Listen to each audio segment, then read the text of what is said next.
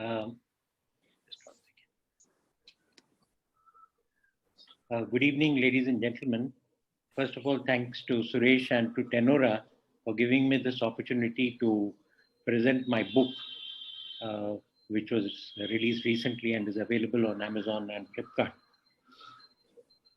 The title of the book is Practical Lessons from Great Managers, and this is what I learned through observation, through mentorship, and through help from my senior colleagues over the years, working in different companies in different circumstances.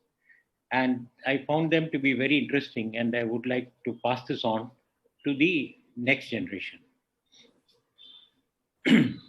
This book is mainly for students and young managers uh, who are working in different companies. When you pass out of university, either doing a degree or from institutions like IIT, you get a lot of academic learning where you get width of knowledge. That means you know several subjects, you know a little bit about everything. But what is missing is depth of knowledge, which is in each of these subjects, which is acquired through practical experience by working in a real life environment. And successful managers are those who combine both academic knowledge with the practical experience. The first thing I want to point out is learning on the job. Whenever you pass out from university and go to a company, many of our colleagues make the mistake of looking for the highest salary that they could get on the job. I think this is the biggest mistake. When you're young, the first 3 years provide the best learning opportunity for you because your academic knowledge is fresh. You can then apply it in practice. What I did advise my own sons, as well as many of my friends, is for the first 3 years, never look at salary, look at the learning opportunity in a company. It may be a small company paying you half the salary, but if there is a great learning opportunity, that is what you should take. Once you learn well in 3 years, then the salary will come automatically, and you will perhaps get more at the end of 3 years than you would have got in a job which has a high opening salary. So the most important thing is to look for jobs where they can learn rather than for salary or hi-fi environment or perks and so on. Salary should not be the main criteria in the beginning, and the target should be to learn one new thing every day. This is something very, very important. That this is not an exam, and they should keep a diary of what have they learned every day on the job. At the end of record these in a diary, and at the end of 30 days, if you have not learned anything in a job in a new company, I think it's time to look outside for another job where something is wrong either with you or with the employer. And that is something you should not give up. And if you're not able to learn, then you should review the whole job itself and find either ways to learn in the company by talking to your superiors and modifying your job profile, or look for another job and quit. The 3 years are very, very crucial for any youngster. The importance of training. I was fortunate in 71 to be taken as a management trainee in BATA India Limited, which was one of the largest and is still one of the largest shoe producing manufacturers in India. BATA had a very interesting history. In 1931, they started in India, but in 1947, they were largely in Kolkata. Due to partition, all the Muslim laborers who were predominantly the workers in the factory left suddenly and went across the border to Bangladesh. The factory had 24,000 employees at that time, and most of the workers left because Hindus were not willing to join the leather trade at that time in the early 30s and 40s. And the factory didn't have anybody to run the company. And BATA then took on young people, and even the workers were not even high school passed.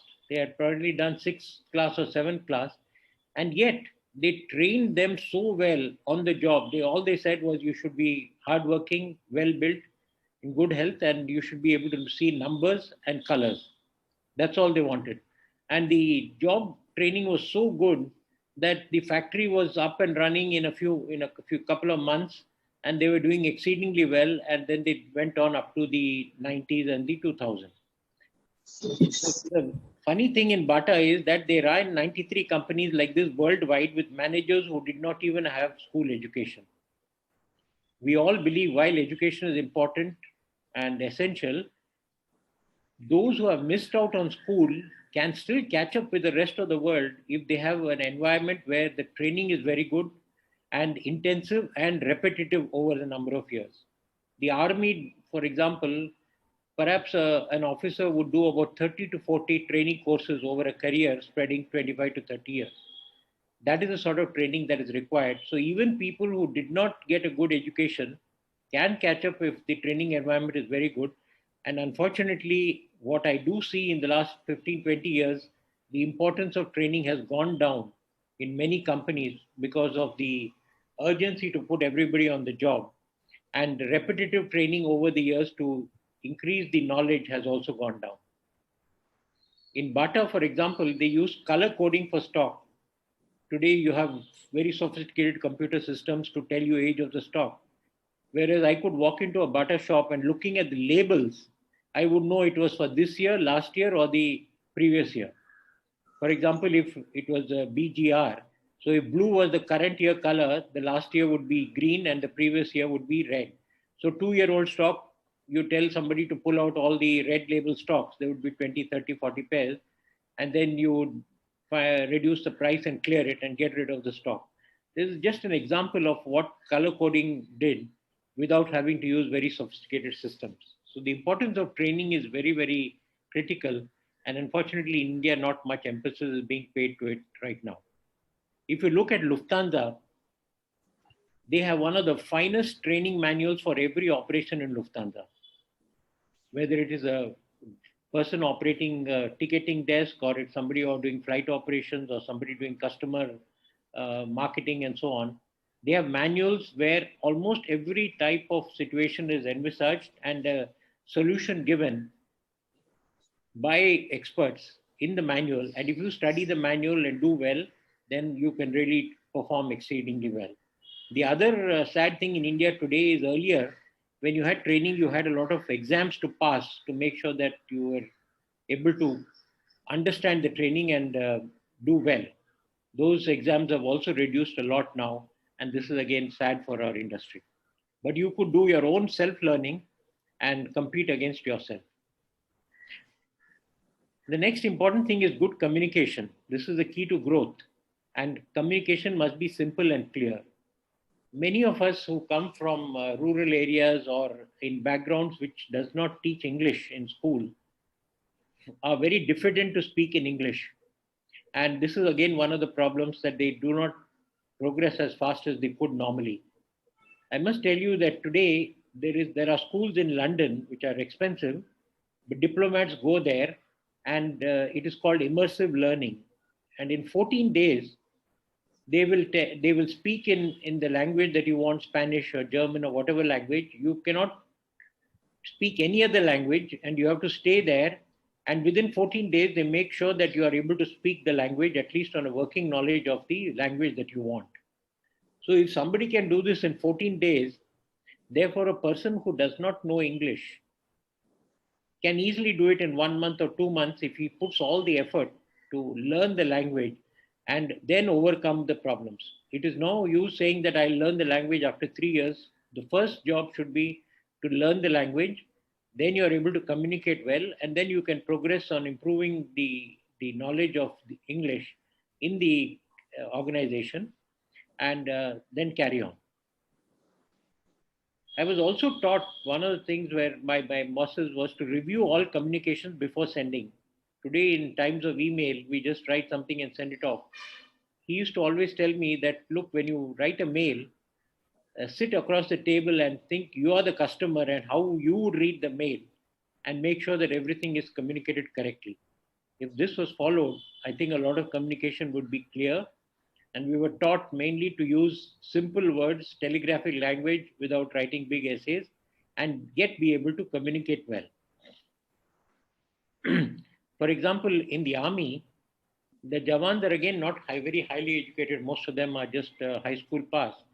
And when important instructions are being given by an officer to the Jawan, he has to make sure that he has understood correctly. So they always make sure in army that when they communicate something, they will ask the Jawan to repeat what he has said.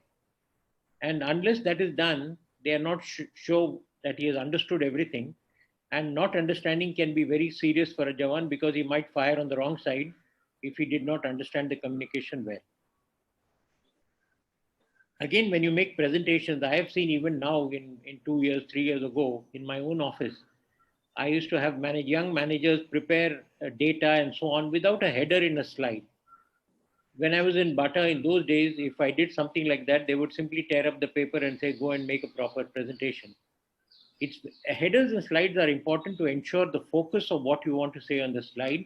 And the first thing that you should do when you do a slide is to put the header in so that all the points on the slide are relevant to the header that you have on the slide. This may be simple, but many people forget to do this. The other interesting thing is companies like Amazon do not use PowerPoint at all in the whole company. Amazon is a global leader with more than 400 billion turnover, and yet they don't use PowerPoint because they do not go into great detail and address macro issues only. What they do is they have a full written document given to managers, and for the first half an hour to 45 minutes at any meeting, there is total silence and they are required to read the document and then go on for a discussion. And they find this very effective and useful. In today's time in Amazon, this is happening. Training in communication is also very important. At different levels, you will need different training. For example, one of the most valuable trainings that I got was in later life was how to communicate with the press. We were trained by a media relations company who did a very good job in Mumbai of what to say, what not to say, and who should say it. And this again is one example, but it could also be training uh, in communication and dealing with employees, customers, and other stakeholders of a company. Punctuality is again very, very important. When I first went to UK, to a very large company, I had fixed an appointment with a very senior manager, and not knowing the importance of time, I arrived at that meeting about 20 minutes late. And the man was absolutely furious. And he said I could have called him if I was late and told him. But after some time, he calmed down and then he told me why he was angry. His table was absolutely clean. And he said, when I was expecting you, I cleaned all my table and I'm just waiting for you so that I can listen to you and deal with your issues. When you are late, then my whole schedule gets disturbed. And not informing that you're going to be late is a even bigger sin. After that, I've never been late in the last for meetings and scheduled appointments. And this is something that we need to learn. The important thing here is the other person's time is as important as yours. This is something we don't realize in India. And I have seen people, the head or the chairman of a meeting, make 20, 25 people wait for maybe 10 minutes, 30 minutes, 40 minutes. And there's a lot of time wasted of all the 20, 25 people who are attending the meeting. You have to consider their time to be more important than yours. And then this will not happen. We also have the haste makes waste, where I have seen many managers doing people working under them for a whole year. And when they do the assessment, they do it on 2 hours in the evening at home when their mood is not good.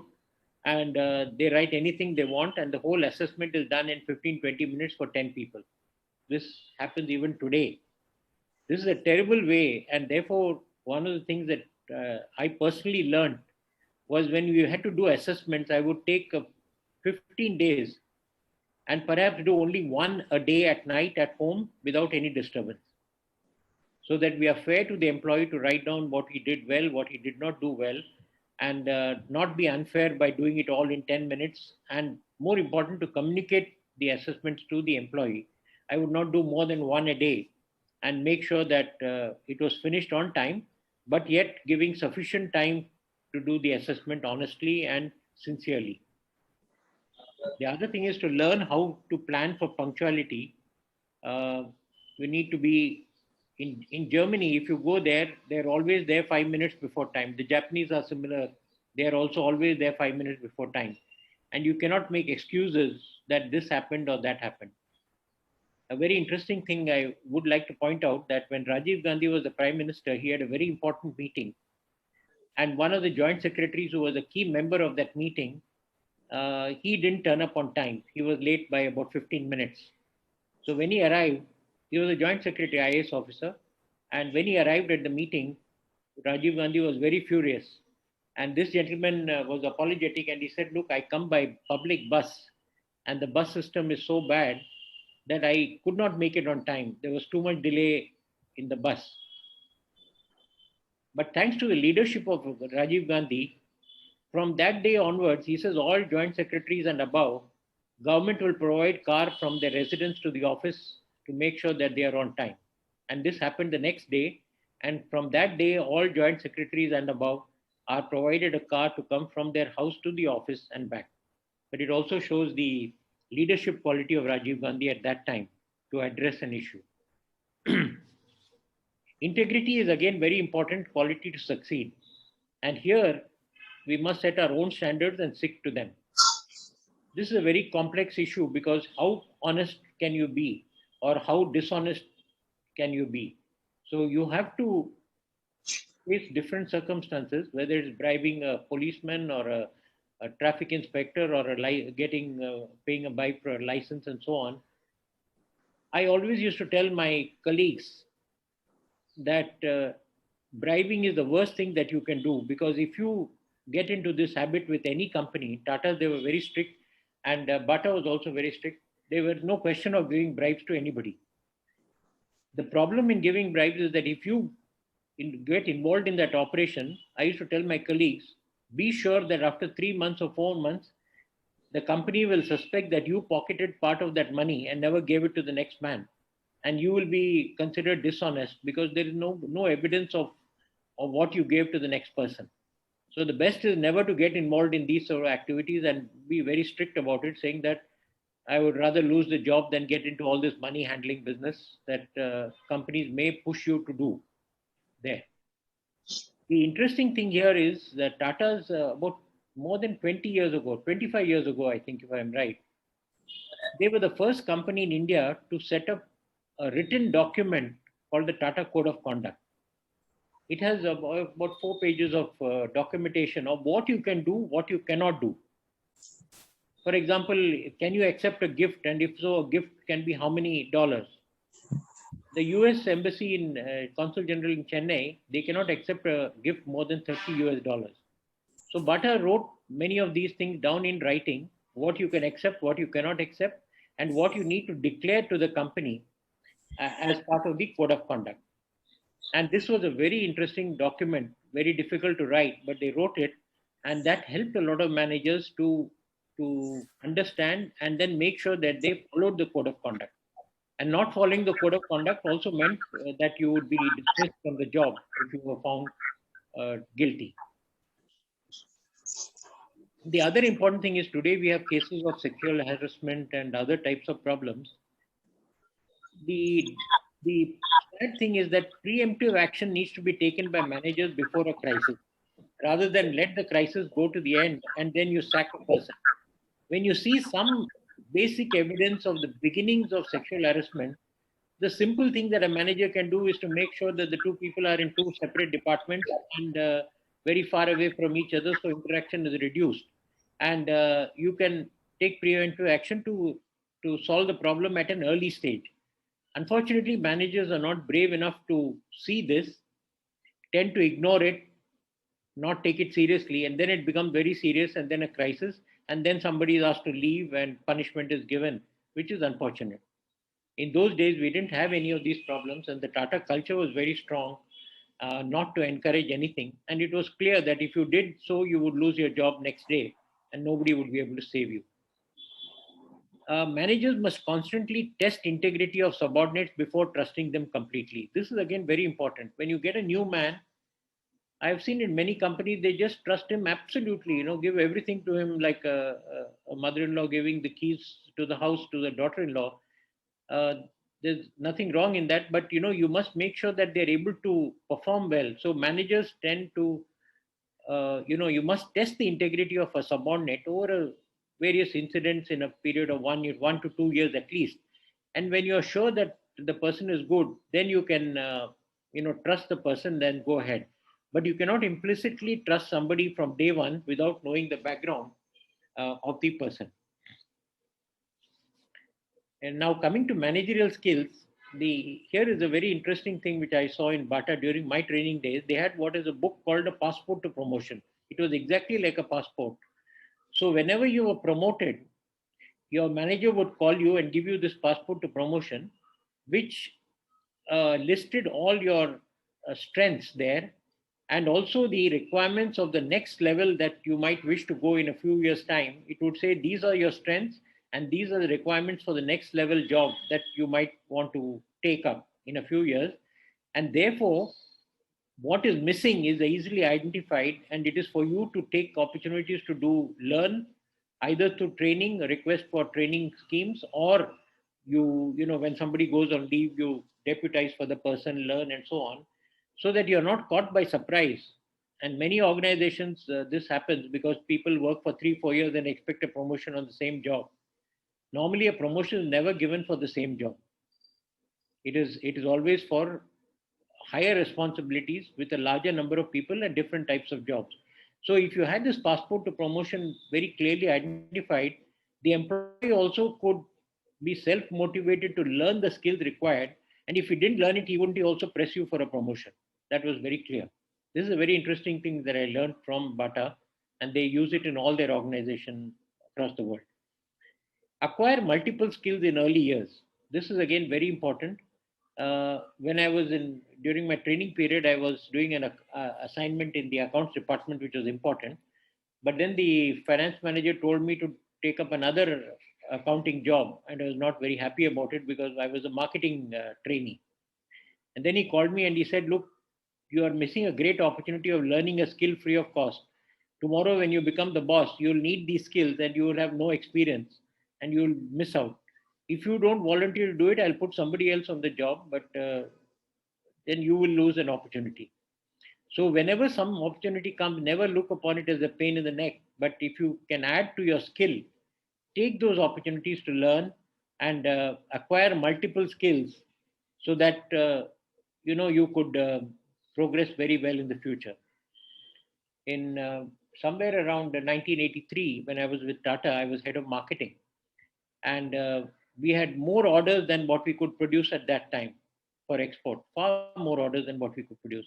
Then the company said, "Why don't you spend time in production? Because the situation is we have too many orders in marketing and we are not able to deliver, and the production is the bottleneck." I thought about it and I took it. And the logic was that tomorrow, if I applied for a job elsewhere, I could say I had both production and marketing experience, and therefore I stand a better chance than somebody else. So that is the sort of logic that people need to learn and use those opportunities to pick up new skills. In the US, for example, you have different CEOs for solving complex problems. If a company is in the doldrums like GE today, they have a turnaround CEO who will come and sack people left, right, and center, cut costs, do everything required. And his job is 1 or 2 years, he will turn around the company from a loss-making unit to at least break even or profit. At that point, this CEO's job is over, and they bring in a new CEO who will then build the company from level X to Y, which is a quantum jump in turnover, profits, etc., in the next 3 years. And he is an expert on marketing or production or scaling production and so on.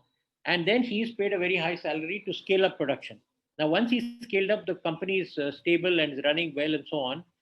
They get rid of this CEO and they appoint a new CEO whose job is to just run the ship, make sure it doesn't sink, run the ship, and he's paid a much lower salary because he doesn't have to do anything great.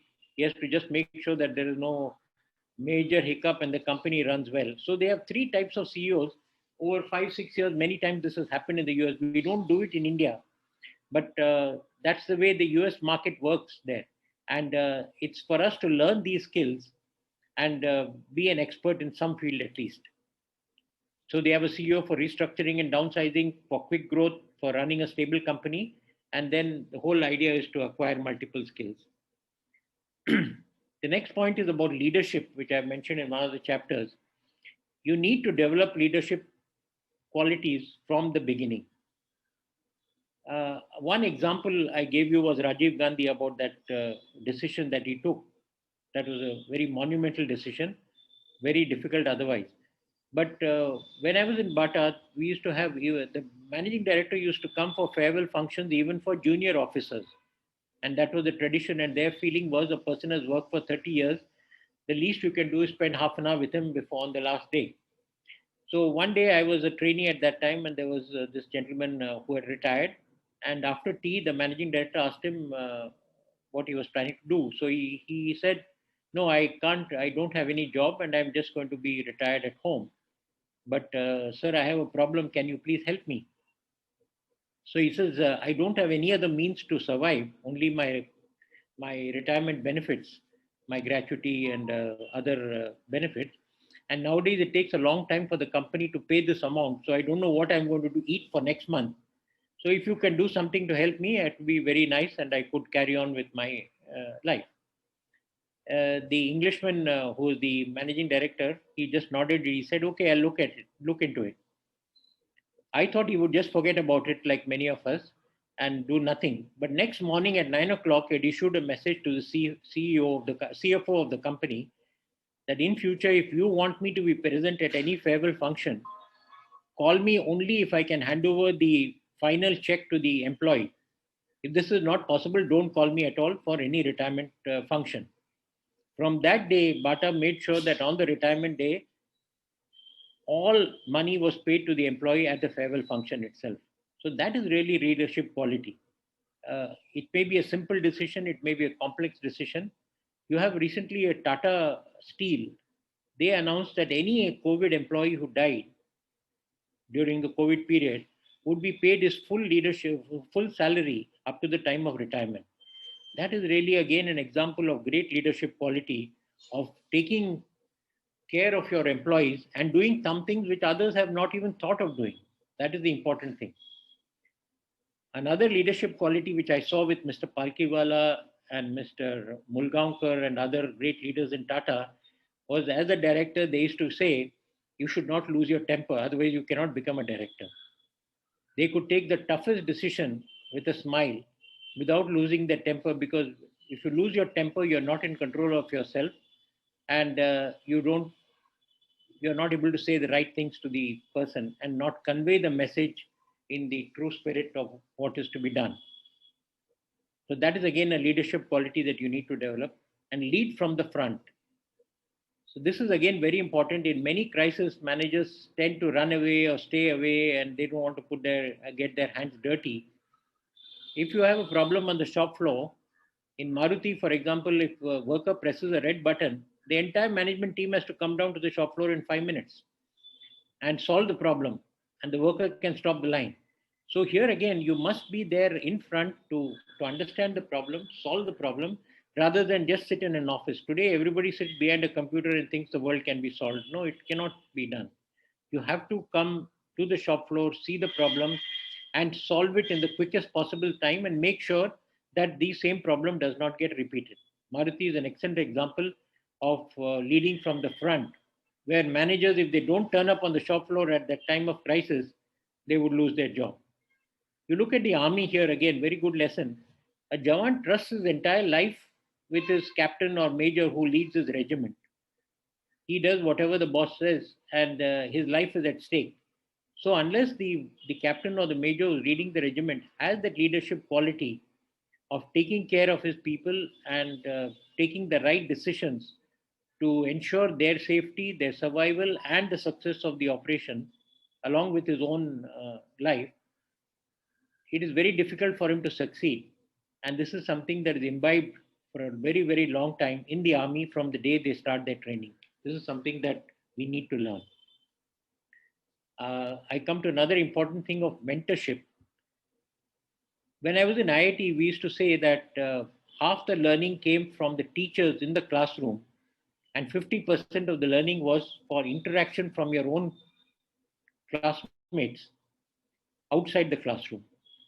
In my class, all my batchmates were all in one wing, and there was a lot of interaction between the students, and we learnt a lot from each other.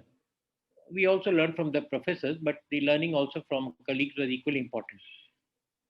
Mentorship is something that is completely going away in India thanks to email and computers and so on. People don't sit down with their colleagues or subordinates to teach them something that they have learned. And these can be shortcuts to solve a problem, how to deal with situations, and things that are not taught in the book. If there is a fire in the factory, you need somebody who will take great decisions uh, at the in an instant, and it's not easy to do that. So if you are working with a very good senior manager who mentors you on fighting a fire, there's a lot to be learned which cannot be learned from a textbook. And as young managers, we must also learn to pick up the knowledge from these people, or make sure that they teach you all these things of their experience. The whole thing being that we should not make the same mistakes that they made, and learn better methods to do the same thing. Overall, mentorship has gone on in all organizations, and books cannot substitute for mentorship. Mentorship helps decision making in a short time in complex circumstances where number of issues are involved, and you need experienced people who could do that. And there were big leaders like Mr. Palkiwala and Mr. Mulgaonkar who were experts at this, and they could make very complex issues simplified, and they would teach their subordinates how to solve the problem by example, and then next time leave it to them to solve the problem. Mentorship helps us to look at multiple options to solve a problem away from just book knowledge.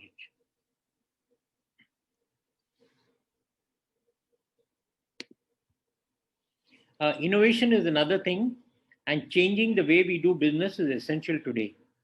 Many companies, you find the owner saying, no, I was doing, my grandfather did this, I want to say do the same thing.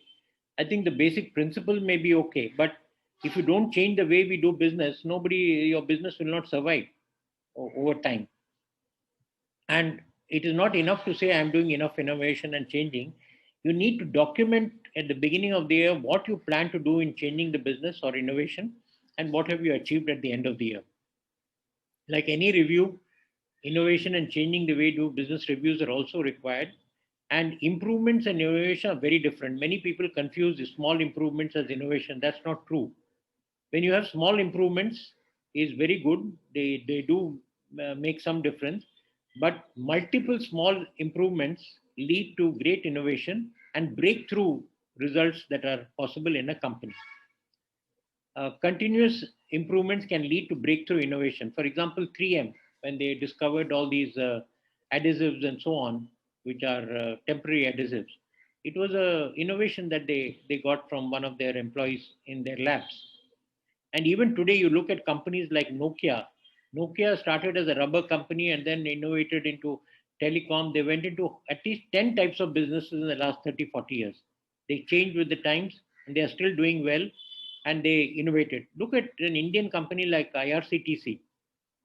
We were standing in the line overnight to book a ticket, and today they book 500,000 tickets sitting at home, and they are one of the most profitable companies. Without a glitch, 500,000 tickets are booked. And look at the innovation. Earlier, you had big charts being posted on the train. Now, no charts. You just have your ticket. Now, even the ticket has gone. You don't even need a ticket. You have your phone, and you have your seat number. Go to the seat number and it'll be there. So they have saved millions of rupees for the railways, continuously innovated. Even the food and other services that they have got into, they have innovated that and become a very high profile, top class company, very profitable. And really, despite being a government company, I admire IRCTC as one of the fine companies for innovation and changing the way they do business. And today, that's why they are leaders. Nobody is anywhere near them in that level of catering at railway stations and so on. This is just a summary of what has been put in the book. I have given exact true examples of all these qualities in the book in situations that I experienced. And I found it very valuable to learn from all these people in real life situations of how they took decisions and what they did. And I feel that students could benefit from this, managers can benefit, and even the people who teach can use this to teach differently from what they do today. Thank you very much for listening to me very patiently. And if there are any questions, I'd be happy to take them.